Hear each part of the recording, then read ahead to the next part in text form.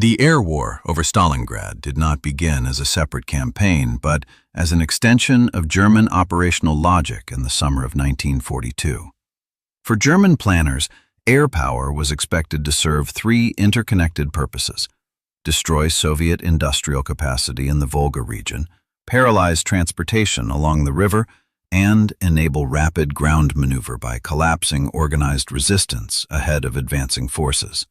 These assumptions reflected earlier successes in mobile warfare, where air superiority had compensated for limited manpower and accelerated operational tempo.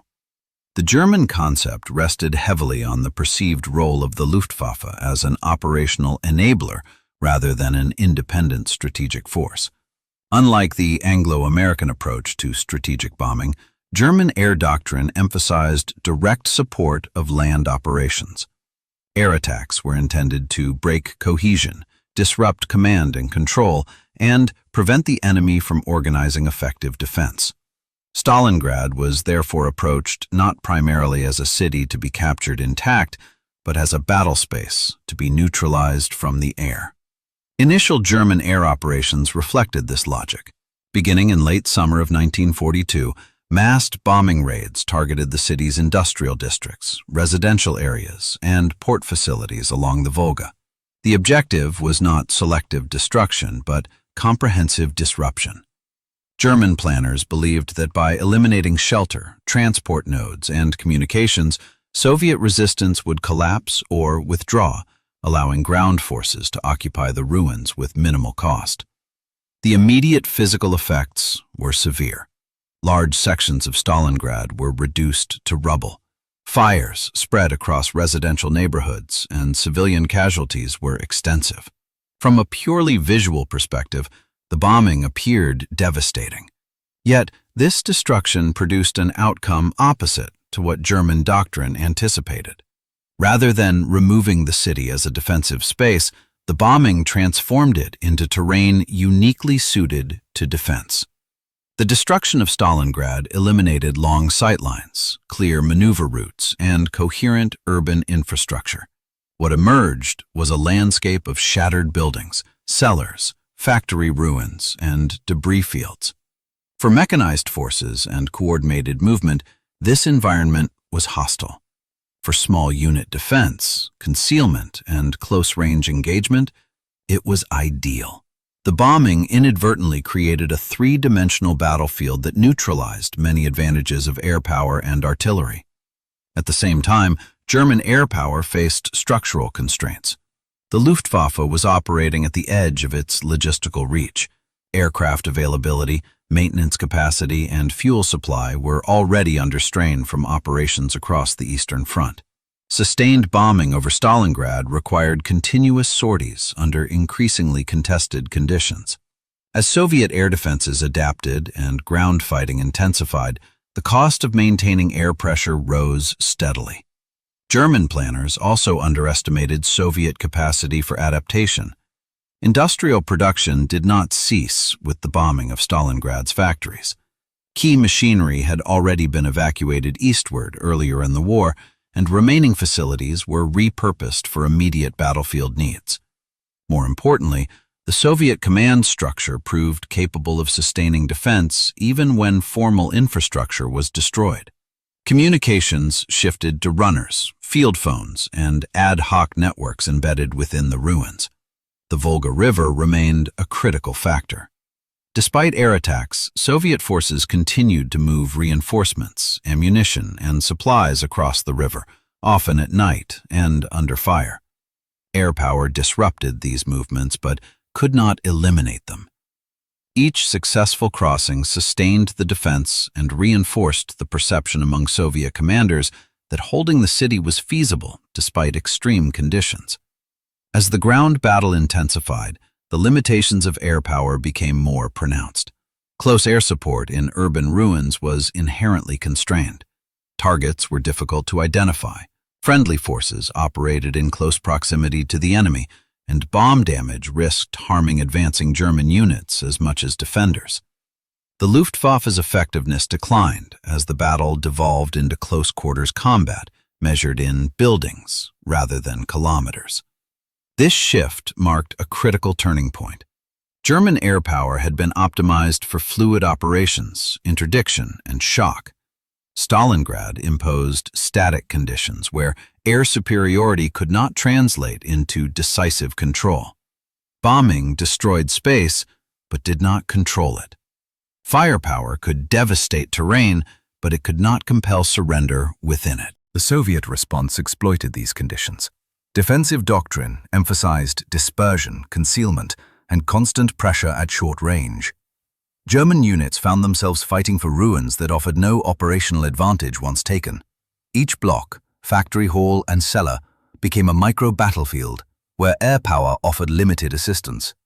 Attrition replaced maneuver as the dominant dynamic.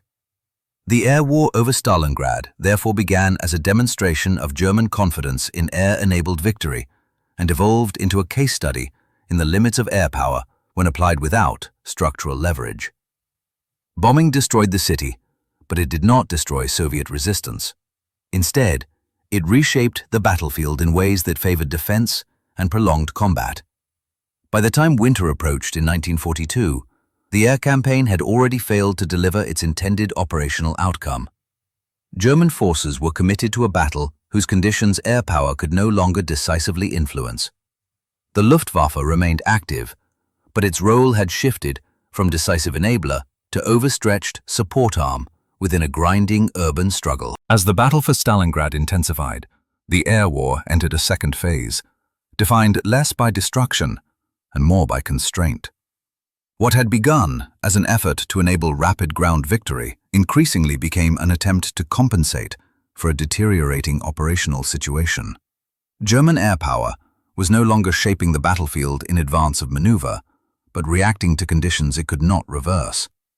By autumn of 1942, the Luftwaffe's mission profile shifted.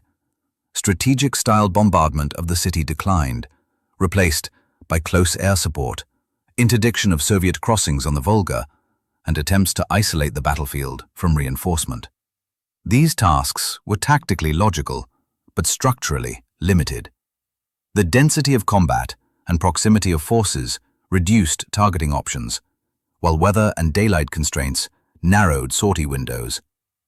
Interdiction of the Volga proved especially difficult. The river was wide, traffic was dispersed, and crossings were often conducted at night or under concealment. Aircraft could disrupt individual movements, but they could not impose continuous denial.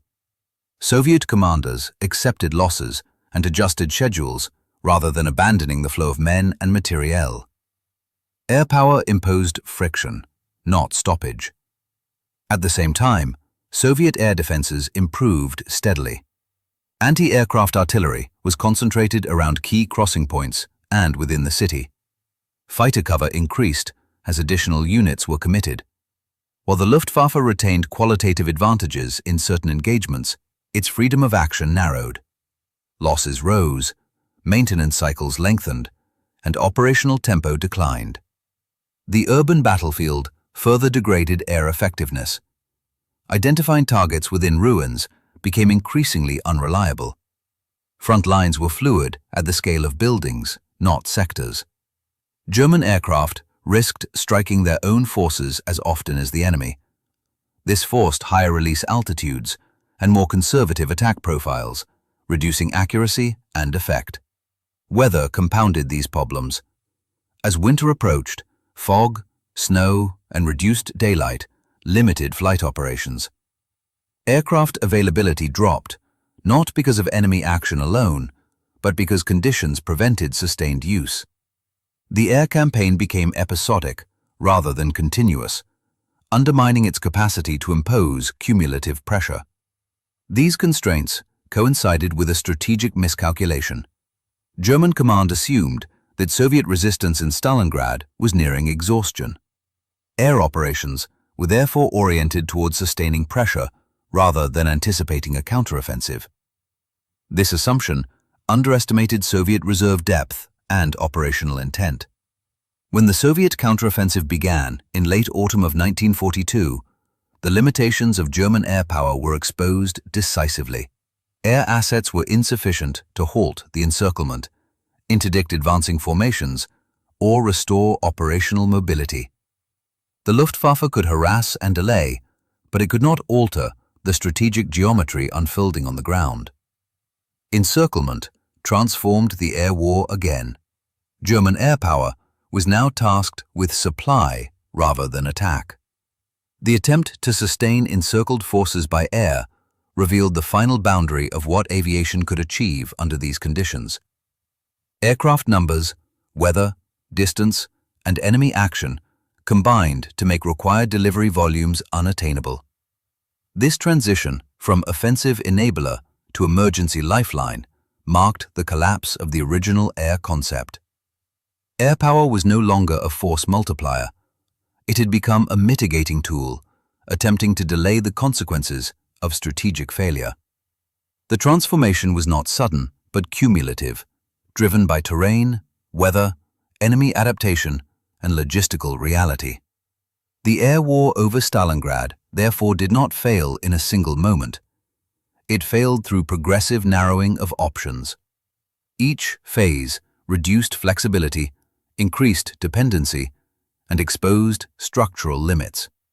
By the time air supply became the primary mission, the outcome on the ground was already largely determined. The final phase of the air war over Stalingrad revealed the full extent to which aviation had been asked to compensate for a strategic situation it could not structurally resolve.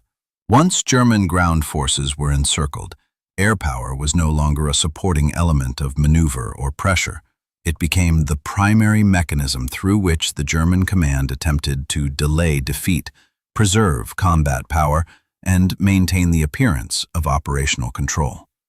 The decision to rely on air supply was rooted in precedent rather than feasibility. Earlier, smaller-scale airlift operations had succeeded under more favorable conditions.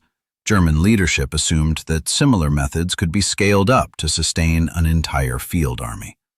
This assumption underestimated both the logistical requirements involved and the constraints imposed by distance, weather, and enemy action. The volume of supplies required far exceeded what available aircraft could realistically deliver. Even under ideal conditions, transport capacity was insufficient. In practice, conditions were far from ideal. Aircraft shortages, maintenance limitations, and fuel constraints reduced sortie rates. Soviet fighters and anti-aircraft fire imposed additional losses. Weather further degraded operations, grounding aircraft for extended periods and disrupting schedules. Airfields within the encirclement were limited and increasingly vulnerable. As Soviet forces advanced, landing zones came under direct fire. Aircraft were forced to operate from damaged or improvised strips, increasing accident rates and reducing turnaround efficiency. Each successful delivery required disproportionate effort, while losses permanently reduced future capacity. The airlift's failure was not merely quantitative, but qualitative. Supplies that did arrive were often mismatched to immediate needs. Ammunition shortages persisted, medical evacuation capacity was overwhelmed, and fuel deliveries were insufficient to restore mobility. Air power could slow deterioration, but it could not reverse it. At the same time, Soviet air operations focused on constraining the airlift rather than contesting air superiority outright. Fighters targeted transport corridors, while ground fire concentrated on approach paths. The objective was not total denial, but attrition, sufficient to reduce effectiveness below sustainable levels. This strategy succeeded because the margin for error was already narrow. The air war thus reached its terminal form. Aviation was no longer shaping outcomes, but reacting to them. Every mission became an exercise in risk management rather than operational design. The Luftwaffe's remaining strength was consumed in an effort that offered no path to strategic recovery. This outcome underscores the central lesson of the air war over Stalingrad. Air power proved highly effective in fluid operations, disruption, and shock. It proved far less capable when tasked with sustaining isolated forces, compensating for lost maneuver space, or overcoming structural encirclement. Its limitations were not technical, but systemic. By the end of the battle, The air war had shifted from an instrument of advantage to a record of constraint. Aircraft flew, bombs fell, supplies moved, yet none of these actions could alter the decisive factors already in place on the ground. Control of territory, control of movement, and control of logistics had passed irreversibly to the Soviet side. The air war over Stalingrad, therefore, did not change the course of the battle through decisive action. It changed it by revealing the boundary conditions of air power itself, demonstrating that aviation can amplify strategy, but it cannot replace it when strategic geometry collapses. The outcome of the air war over Stalingrad cannot be separated from its strategic consequences beyond the city itself. By the time the battle concluded, aviation had not only failed to deliver victory, but had exposed assumptions that shaped German planning across the Eastern Front. Stalingrad became the point at which the limits of air power were no longer theoretical, but operationally undeniable. German planning before the battle assumed that air superiority could compensate for extended fronts, limited reserves, and logistical strain. This assumption had held during earlier campaigns characterized by rapid movement and operational surprise. At Stalingrad, those conditions disappeared. The battlefield became fixed, compressed, and saturated with forces. Under such conditions, air power lost its ability to substitute for maneuver and began to mirror the constraints faced by ground forces. The cumulative attrition of aircraft, crews, and logistical capacity had effects beyond the immediate battle. Resources committed to sustaining operations over Stalingrad were no longer available elsewhere. Other sectors of the front experienced reduced air support as aviation assets were concentrated on a situation that offered diminishing returns. The air war thus contributed indirectly to German vulnerability across the wider theater. Equally significant was the impact on German decision-making. Continued reliance on air power delayed acknowledgement of strategic failure. As long as aircraft were flying and supplies were arriving, however insufficiently, the illusion of control persisted. Air operations sustained hope without providing leverage. This dynamic postponed necessary decisions and deepened eventual loss. From the Soviet perspective, the air war confirmed an emerging understanding of how to fight a technologically superior opponent. Dispersion, concealment, and acceptance of attrition reduced the effectiveness of bombing. By denying clear targets and maintaining constant pressure at close range, Soviet forces neutralized the advantages air power offered in open terrain. Stalingrad validated a defensive method that would be applied repeatedly thereafter. The battle also reshaped Soviet use of aviation. Rather than seeking direct air superiority over the city, Soviet planners focused on denying the enemy freedom of action at critical moments. Air power was employed selectively, integrated with ground operations and artillery, and aimed at constraining German options rather than achieving dominance for its own sake. This integration proved more sustainable under conditions of attritional warfare.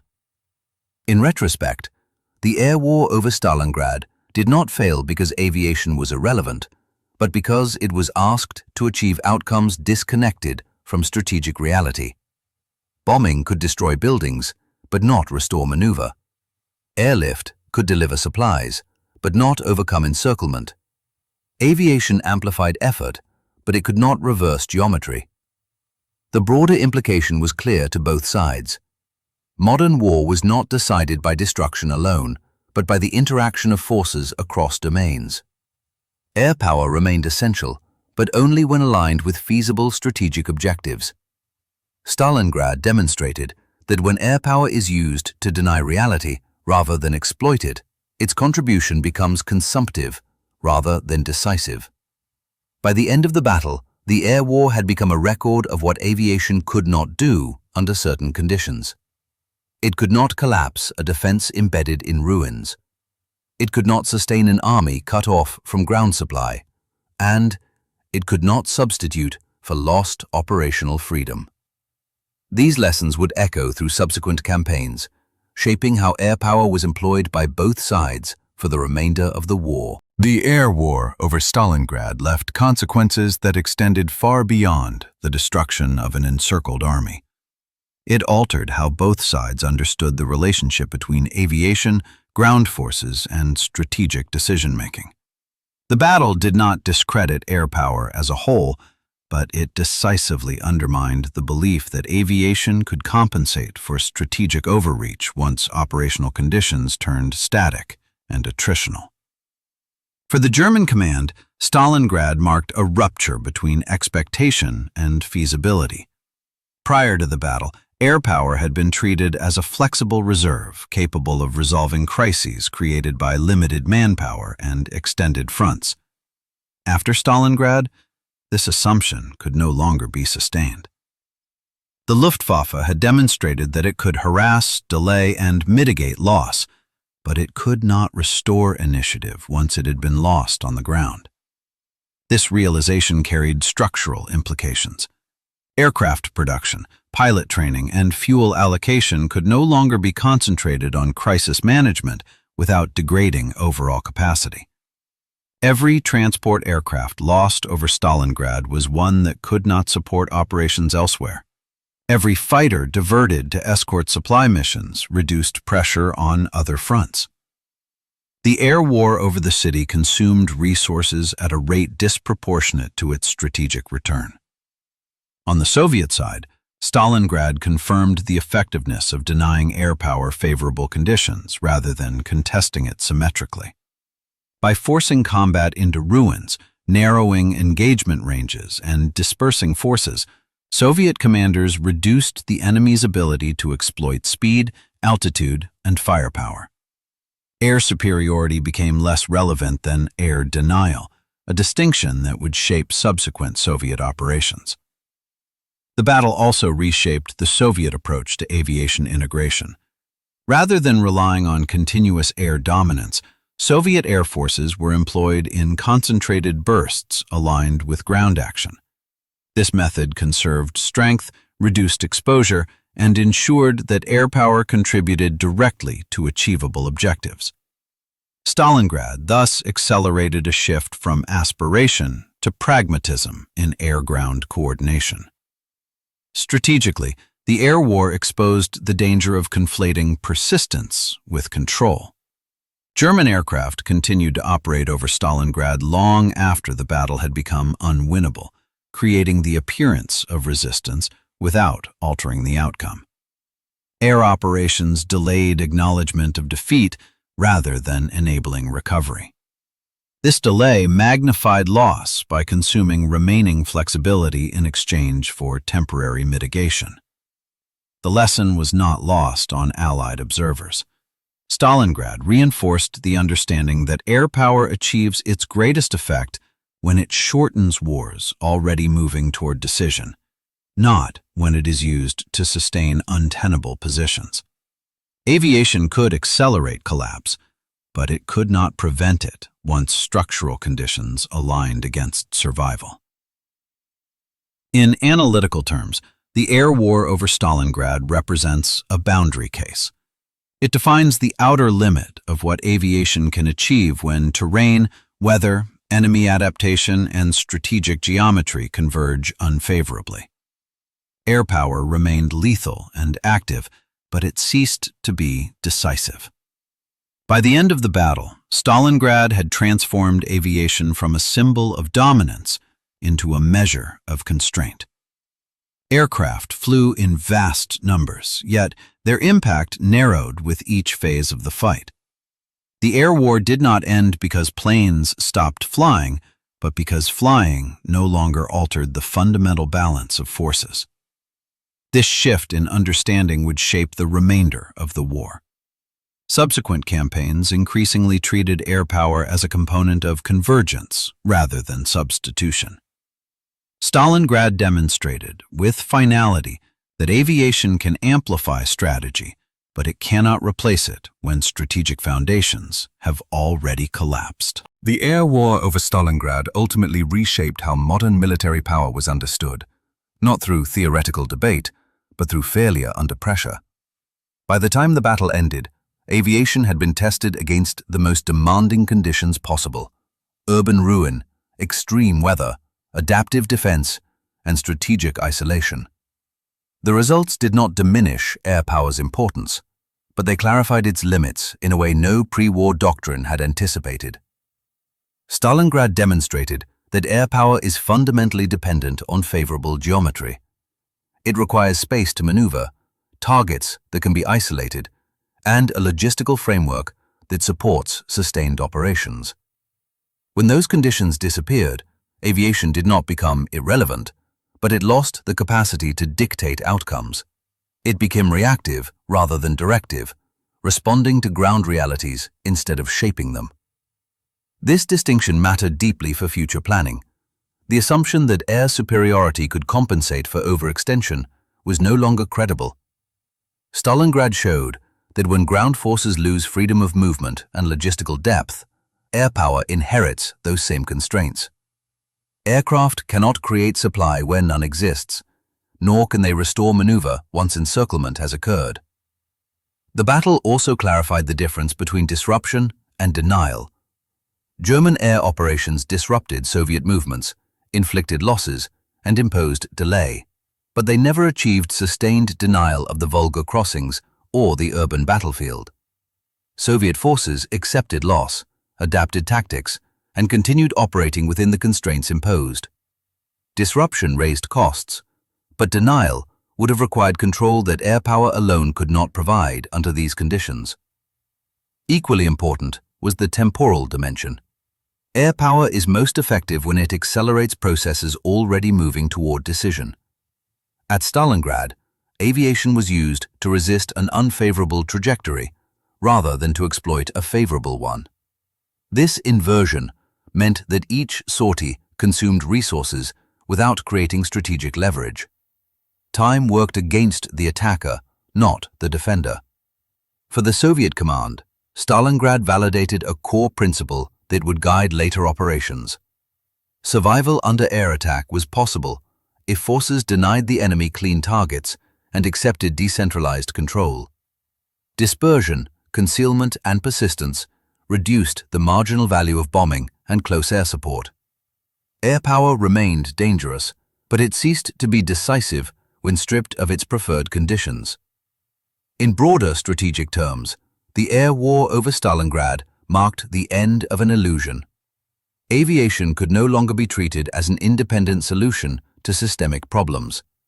It was a powerful amplifier of sound strategy, but a poor substitute for it. When strategy failed, air power could delay consequences, but not reverse them.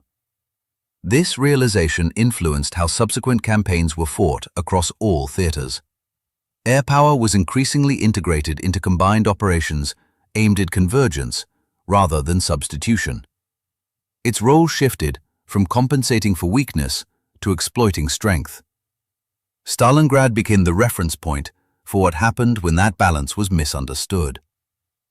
The significance of the air war over Stalingrad therefore lies not in what aviation destroyed, but in what it revealed.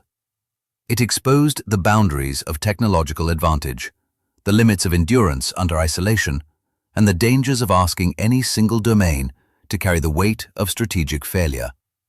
By the end of the battle, aircraft still flew, bombs still fell, and pilots still fought.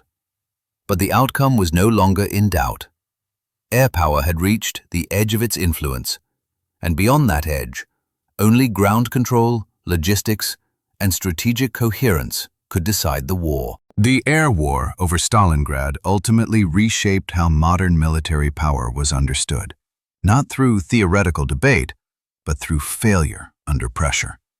By the time the battle ended, aviation had been tested against the most demanding conditions possible: urban ruin, extreme weather, adaptive defense, and strategic isolation. The results did not diminish air power's importance, but they clarified its limits in a way no pre-war doctrine had anticipated. Stalingrad demonstrated that air power is fundamentally dependent on favorable geometry. It requires space to maneuver, targets that can be isolated, and a logistical framework that supports sustained operations. When those conditions disappeared, aviation did not become irrelevant, but it lost the capacity to dictate outcomes. It became reactive rather than directive, responding to ground realities instead of shaping them. This distinction mattered deeply for future planning. The assumption that air superiority could compensate for overextension was no longer credible. Stalingrad showed that when ground forces lose freedom of movement and logistical depth, air power inherits those same constraints. Aircraft cannot create supply where none exists, nor can they restore maneuver once encirclement has occurred. The battle also clarified the difference between disruption and denial. German air operations disrupted Soviet movements, inflicted losses, and imposed delay, but they never achieved sustained denial of the Volga crossings or the urban battlefield. Soviet forces accepted loss, adapted tactics, and continued operating within the constraints imposed. Disruption raised costs, but denial would have required control that air power alone could not provide under these conditions. Equally important was the temporal dimension. Air power is most effective when it accelerates processes already moving toward decision. At Stalingrad, aviation was used to resist an unfavorable trajectory rather than to exploit a favorable one.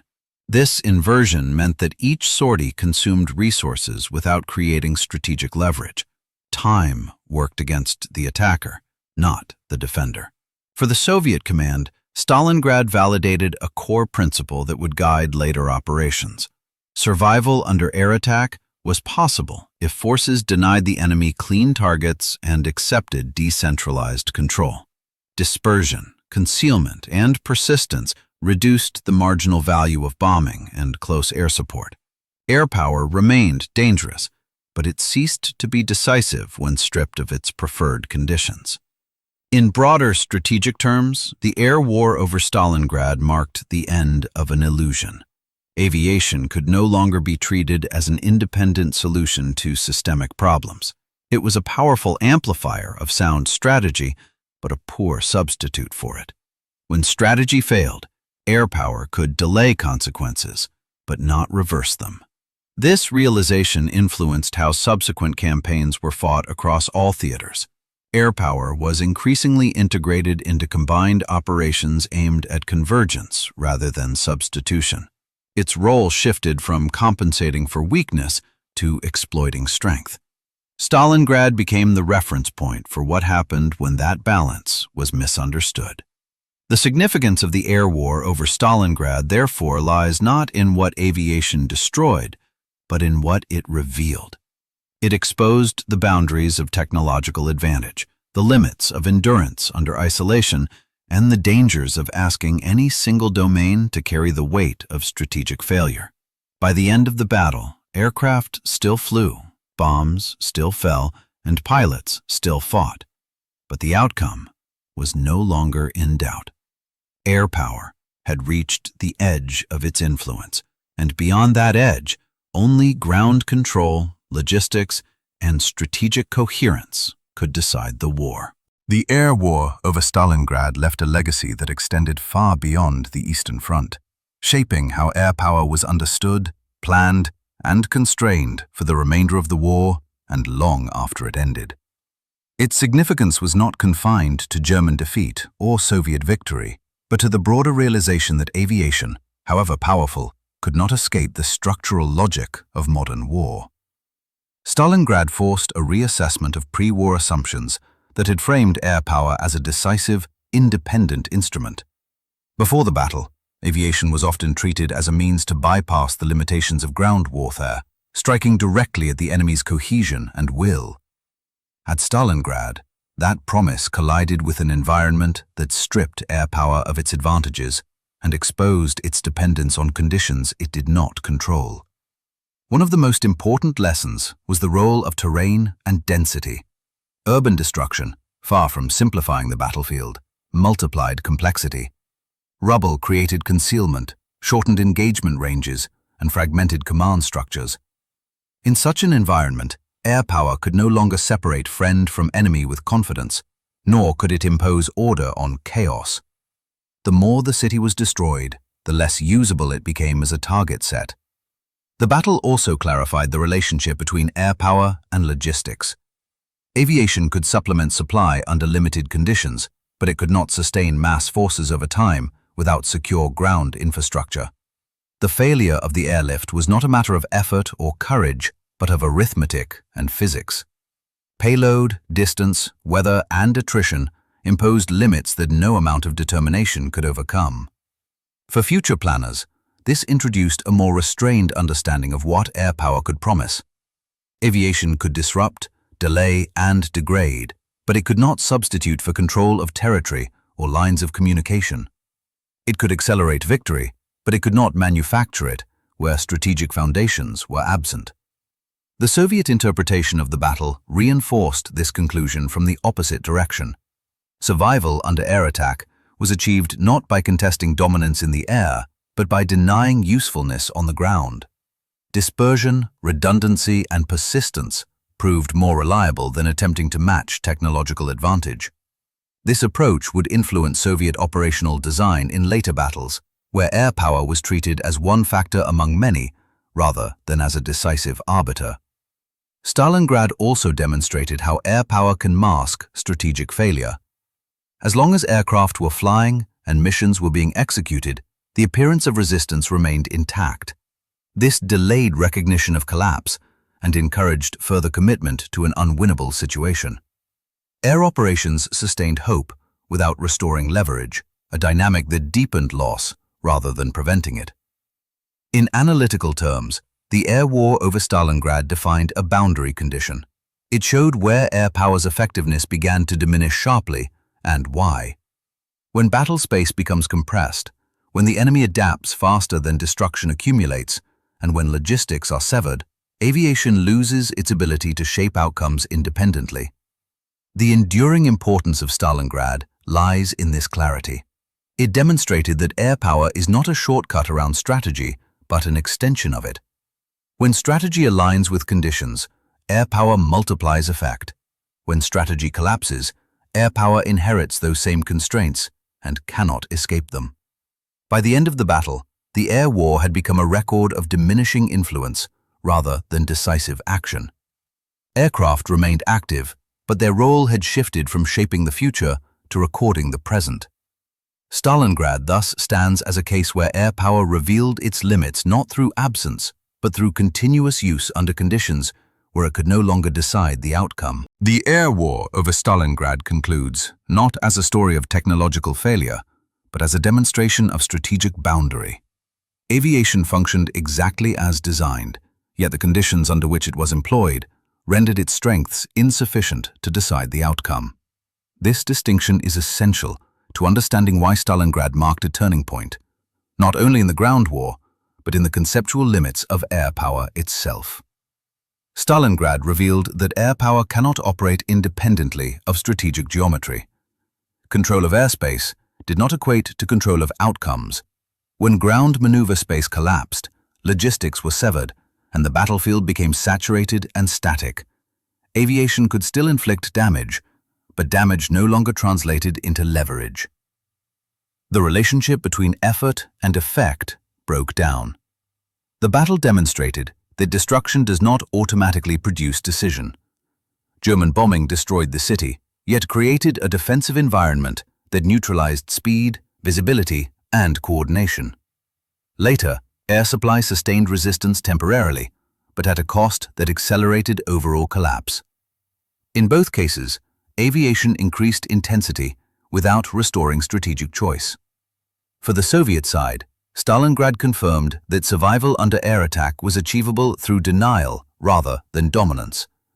By refusing the enemy clean targets and accepting dispersion, Soviet forces reduced the utility of air power without needing to defeat it outright. This asymmetry proved decisive, shifting the contest from technological advantage to structural endurance. The broader lesson of the air war over Stalingrad lies in its exposure of substitution fallacy. Air power was asked to replace lost maneuver, lost logistics, and lost time. It could do none of these things. It could only delay recognition of failure while consuming remaining resources. When aviation is used as a substitute for strategy rather than an extension of it, its contribution becomes consumptive rather than decisive. Stalingrad therefore stands as a boundary case in modern warfare. It defines the point at which air power reaches the edge of its influence, not because it ceases to function, but because the system it supports has already failed. Beyond that point, flying more sorties does not increase control, it merely records decline. The air war did not end because aircraft stopped flying. It ended because flight no longer changed what mattered. Ground control, logistics, and strategic coherence had passed irrevocably to the Soviet side. Aviation remained present, lethal, and active, but strategically irrelevant. In final assessment, the air war over Stalingrad changed the course of the Second World War by clarifying what air power could not do. It showed that no domain can compensate indefinitely for collapse in another. Air power amplifies strategy when conditions allow, but when those conditions vanish, it inherits the same limits as the forces it supports.